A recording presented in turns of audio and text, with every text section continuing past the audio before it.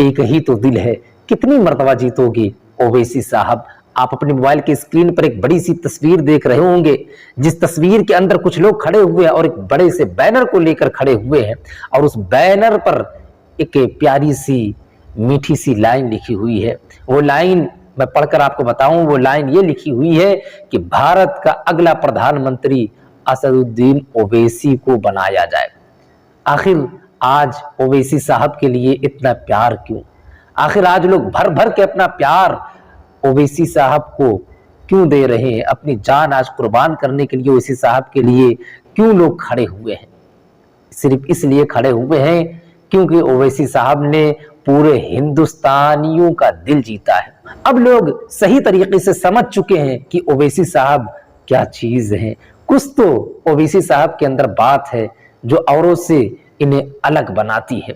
लोगों ने सीएम बनाने की मांग नहीं किया, देशवासियों ने देश से ये नहीं कहा कि बैरिस्टर असदुद्दीन ओवैसी साहब को सीएम बनाया जाए, नहीं, डायरेक्ट प्रधानमंत्री की कुर्सी पर बिठाया जाए। और ये मामला इसलिए हो रहा है क्योंकि जब इंडिया और पाकिस्तान के दरमियान जंग हो रही थी तो बैरिस्टर असदुद्दीन ओवैसी साहब न्यूज के जरिए जबरदस्त अंदाज में फाइट कर रहे थे।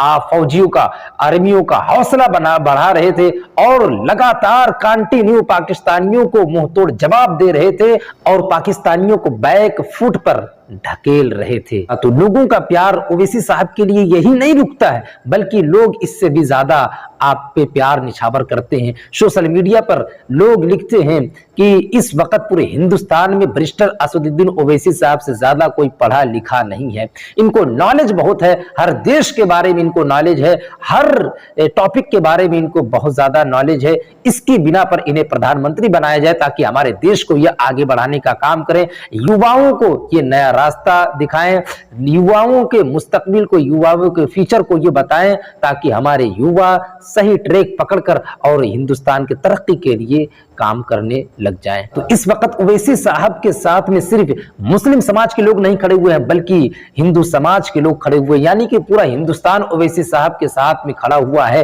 पहले जो लोग ये कहते थे कि असदुद्दीन ओवैसी साहब ये बीजेपी की बी टीम है, कुछ लोग ये कहते थे कि ओवैसी साहब ये देश के गद्दार हैं, लेकिन इंडिया पाकिस्तान के दरमियान जब जंग हुई उस वक्त जब आप खुलकर बिल्कुल सामने आए तो लोगों को समझ में आ गया कि ये बीजेपी का बी टीम नहीं, ये देश का गद्दार नहीं, बल्कि ये देश का वफादार है। जरूरत पड़ने पर ये अपनी गर्दन को कटवाकर अपने लहू से हिंदुस्तान के फ्यूचर को, हिंदुस्तान के मुस्तकबिल को लेकर चला जाएगा।